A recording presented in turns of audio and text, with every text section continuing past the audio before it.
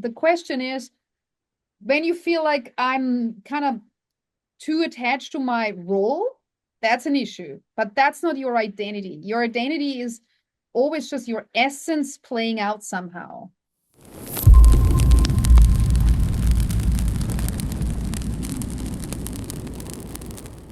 Oh, that's something we talked about this, but in some ways, how do I distinguish between a true inner calling and pressure, not only from myself, but from others, to constantly become more, achieve something big? I mean, especially with social media, I feel like we see so many visions that sometimes I lose track.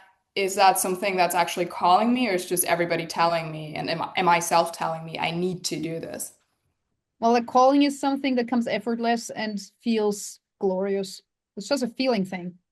For example, and people can ruin that for us because sometimes you're totally excited with something and then people add like they want you to achieve faster. And I think that's another thing that I had in this conversation with my US client yesterday. She said that she has partners or friends or colleagues that want to join her project and they have a lot of questions and she doesn't know yet. She doesn't have the answers yet. And she's so in her calling, but they pressure her to be faster. And then she loses the pleasure of living this fantastic thing that she's chosen to live.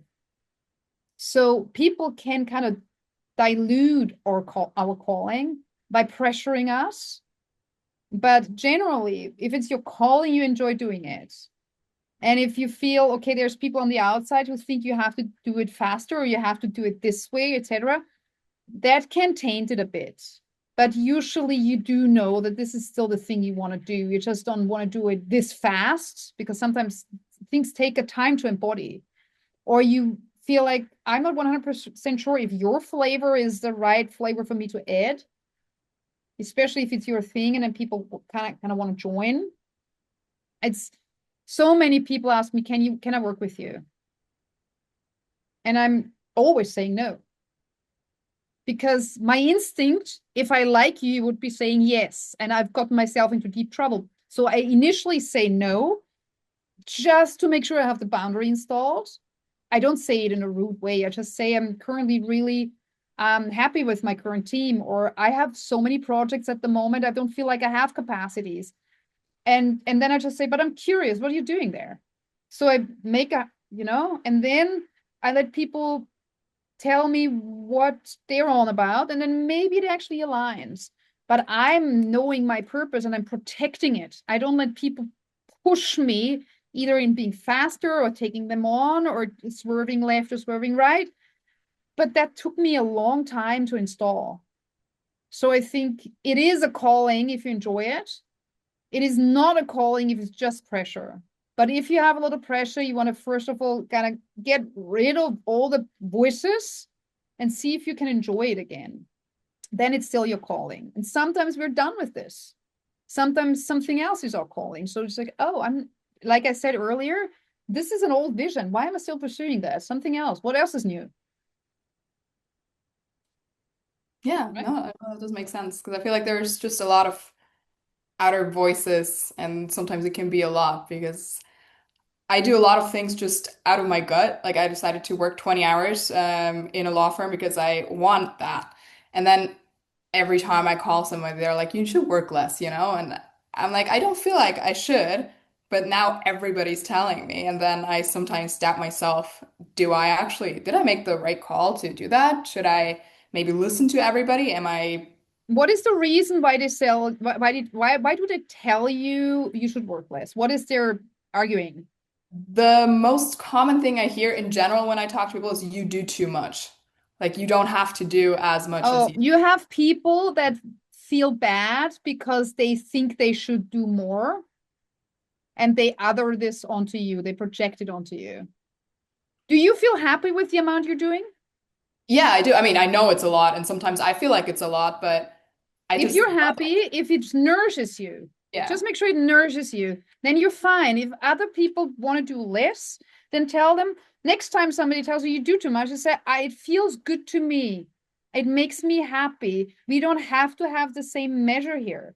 But let me be happy with the amount of stuff that I do and see how they react. Maybe they're just like, oh, I just thought maybe it is just that that amount of stuff would make them unhappy and they want to look after you, but they're taking their measurement and projecting it onto you.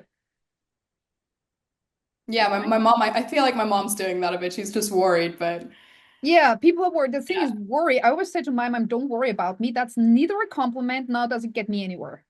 You can support me, you can empower me, or you can tell me, listen, girl, you're burning yourself out and I can see it. She can be fierce with me, but I hate it if somebody worries because what am I getting out of this? Now you feel bad because of me. I don't want to be the reason for you to feel bad. Stop it. I always say to people, stop it. Don't worry about me. I don't want you to feel bad on my account.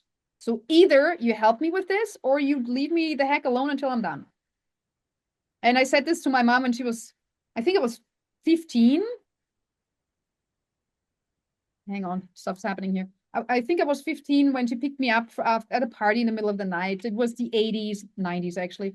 And there was no taxis or trains where I grew up or buses. So there was no public transport in the middle of the night. So your parents still had to pick you up, even if you were already old enough to almost drive something else.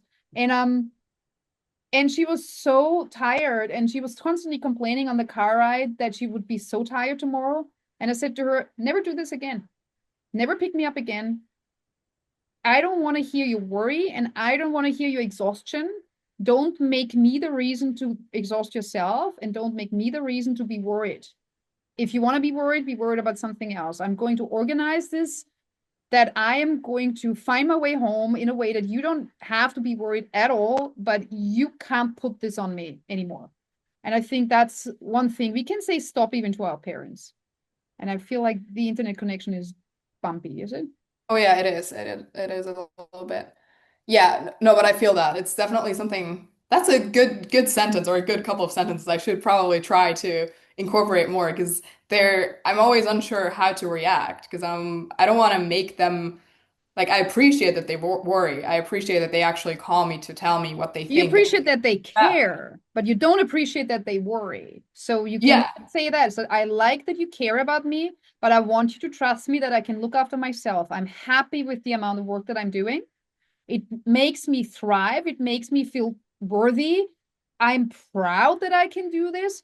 I want you to stop worrying about me and actually empower me. If you feel that I'm burning out, you can call like a red flag, but as long as you don't feel that, don't apply your measurement onto me. I'm good here. You can be very straight. And usually people are like, huh, oh, okay. You can say it kindly. I said it very fiercely Yeah. right now, but I like it if people are fierce with me if I screw up. They can call me out and say, listen, you have to look after yourself. And I'm like, ooh, okay, thank you for calling me out. But that's just me. I like being called out if I neglect Yeah, myself. I get it. It just makes things a lot easier, I feel like, instead of just But clarity is kindness. Brené Brown, one of her yeah. famous lines. No, definitely. It's the only way we grow and just get something out of the conversation. Yeah. This question is about how do I not attach my identity too much to my success or my status? Because I feel like that's something very fragile and something I could constantly lose. But when I think about myself, I'm like, I am, I want to be a lawyer and I am a great student. And I feel like those things can be very fragile. And whenever I find myself that in a situation where I don't achieve what I wanted to achieve, I feel like my identity kind of crumbles with it a bit. Well, first of all, find like you're holding such a bright torch. What is the one word that's on your torch? Like in what way? What my Like my word is faith, as I mentioned earlier. What is the one? If you hold a torch, this is your light. This is your pursuing. This is what is the one word that's on there? Or maybe two or three. Phrase, something. impact. Right. That's probably the word. Yeah, impact. That's your identity, not being a lawyer. All right. Being a Okay. lawyer is a role that you chose because you feel you can be impactful in that role. So if you feel like, okay, I'm failing in this particular situation, then you can check on yourself. Do I feel like I'm failing because I had less impact that I wanted to have? Okay, that feels then accurate. But it's not, it's just what did I learn here? How did this then impact me? And how can I make this a resource? Then you'll be right back on track. And also, you will want to be a lawyer. Maybe in 10 years, you say, okay, I'm a lawyer, but I actually want to be something else. I want to find a new role. I still can be a lawyer, but I kind of, I don't know. Eventually, you might want to become a mother. Then you're not so much lawyer, but more mother for a shorter or longer time, depending on how you want to live it. And I know that's a big identity shift in a lot of people if you fully identified with your role.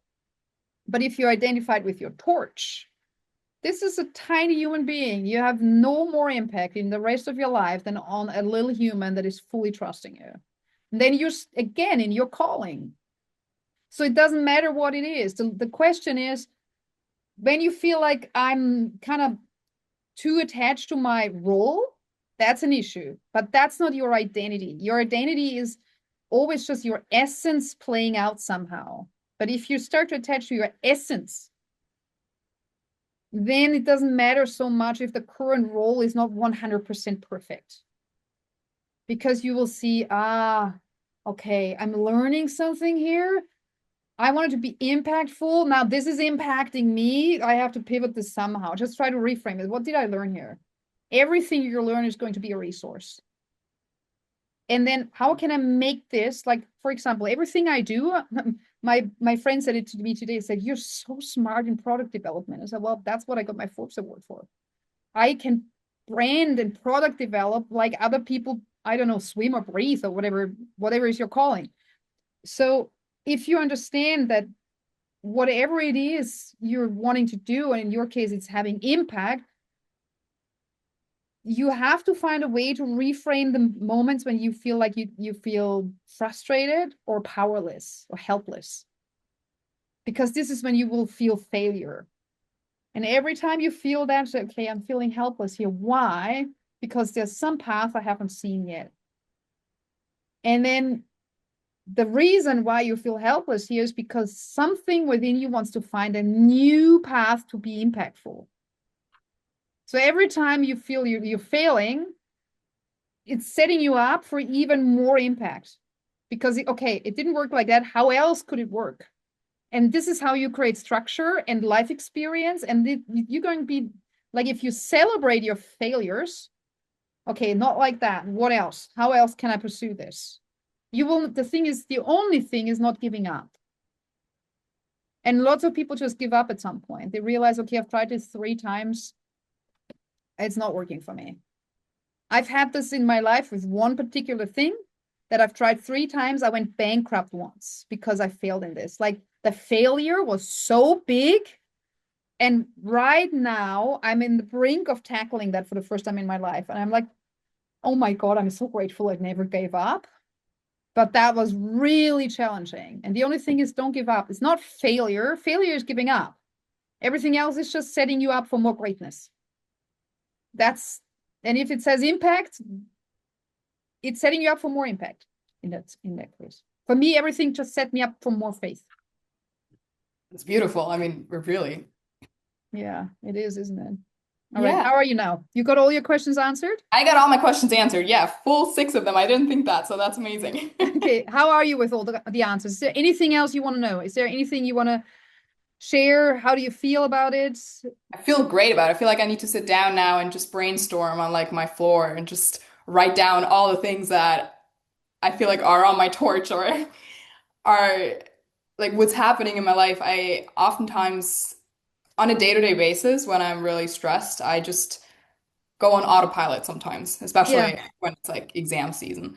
And then after a call like this, I very much feel a need to sit down and just check in with all the areas of my life and apply what we've talked about to a piece of paper or whatever, just to check in if all of that translates and checks out.